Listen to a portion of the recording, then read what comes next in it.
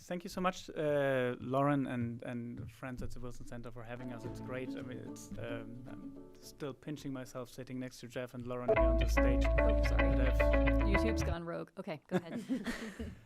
That I've seen many times as a student, so it's a real privilege and pleasure to be here and for the launch of the Environment of Peace report.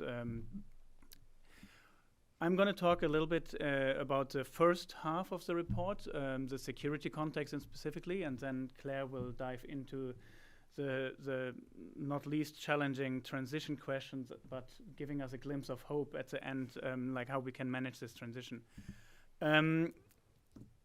I want to start off a little bit because you mentioned the emergence of SIPRI, and I think there's something in there that connects the points that you made. Well, these are certainly discussions that we've had for quite a long time, and Jeff and others have been pushing on this topic for quite a while. I still think we have come a quite long way in the meantime, and I think one is the part that an institution like SIPRI, with, as you rightly put, is not coming from this type of a tradition. It's coming from a tradition on the very hard security side, disarmament at the center of its values and identity, is focusing and having a quite significant focus these days on questions of environment and climate change, is showing us that we have come a long way. We have reached the security community that we really need to reach, and I think it's really important. And I think that connects very nicely to the main premise of the report, that the report sets out that we are facing an intertwined security crisis. The video alludes to that. We are facing a very vividly becoming clear increasing security crisis with an increase in the number of conflicts and displacement, as was mentioned. We're spending $2.1 trillion US annually on military expenditure.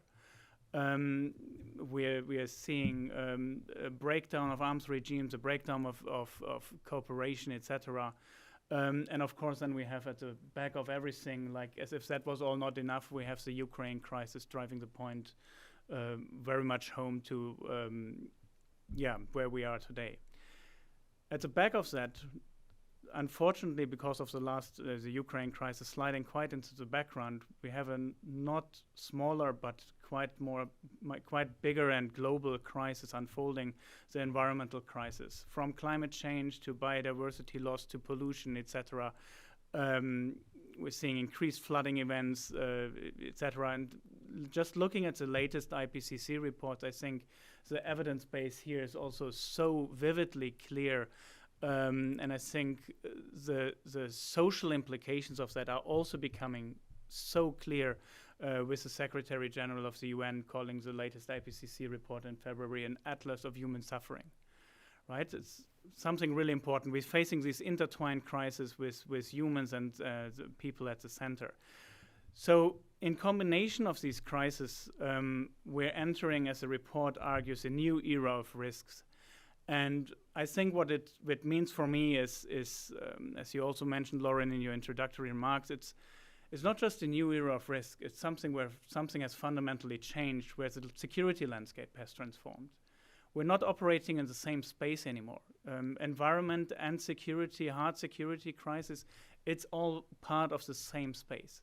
And it also has changed what it means to build peace. And I think one example that shows that for me very vividly is the building on the work that USAID has done a couple of years ago, showing the double burden of climate change and conflict, specifically how it is compounding the hardship of already highly vulnerable populations. How we're having geographies where these two challenges are intersecting so vividly clear. The other side of that is on the response side. When we look at the UN, we look at UN peace operations and peacekeeping operations, where 6 of the 10 largest UN operations are in areas highly exposed to climate change. But it's in fact 80% of all deployed personnel.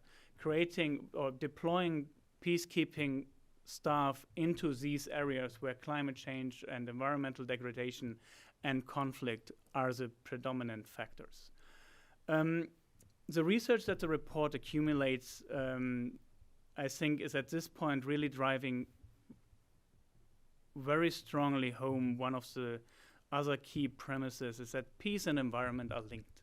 They're not linked because we want them to be linked, but they're linked because they are. It's simply a fact of nature and of the world we're living in.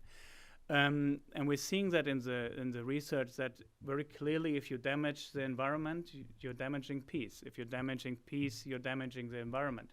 We're seeing that very clearly in the Ukraine crisis. We're seeing the direct environmental impact, of course, of the war, but we're also seeing how it relates to the bigger unfolding work.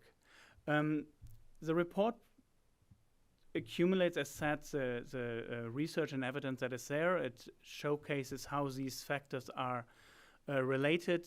Some of you may be familiar with the work on pathways of climate insecurity, how climate change through impacts on people's vulnerability is impacting insecurity in a human security space. I think it's if you have the time, really dive into the report and check through the review of the work there.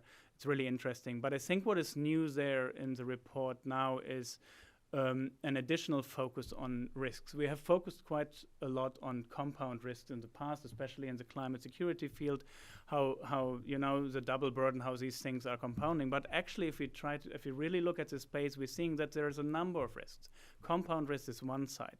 There are cascading risks where dynamics are unfolding and snowballing into new, bigger factors. There are emergent risks, where two separate things that have really very little to do with each other are coming together, often in a very different space and spatial setting, creating a security situation that is really hard to predict because it is coming from very different ends.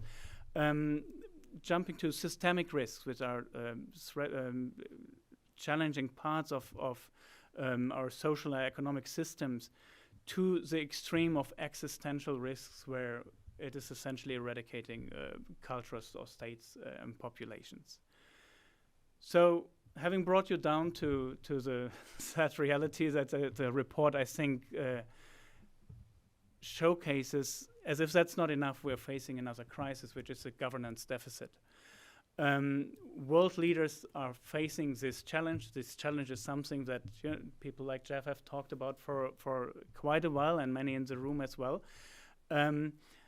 That said, world leaders are failing to prepare for and plan for the future. We are still not there. We see that very clearly if you look at the climate finance side, right? A recent UNDP study showcasing that essentially 180s per capita of climate finance is reaching fragile context. We are not reaching those arenas that we really need to reach, and I think that is a real problem. At the same time, while we are failing to reach communities on the ground that are experiencing environmental and climate hardship and conflict and social pressures every day, we are financing risks, right? We are not financing peace. We are continuing to subsidize fossil fuels. Facing the Ukraine crisis, countries like Germany are having a really hard time, being very dependent on Russian oil and gas, to now facing the challenge to essentially have to refire up some coal power plants, while we need a transition in the other direction.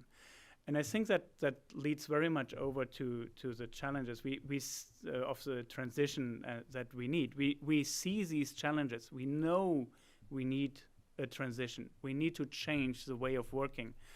And I think this monumental challenge is there. It is not easy, and I think Claire will also show how there might be some pitfalls and risks within that transition.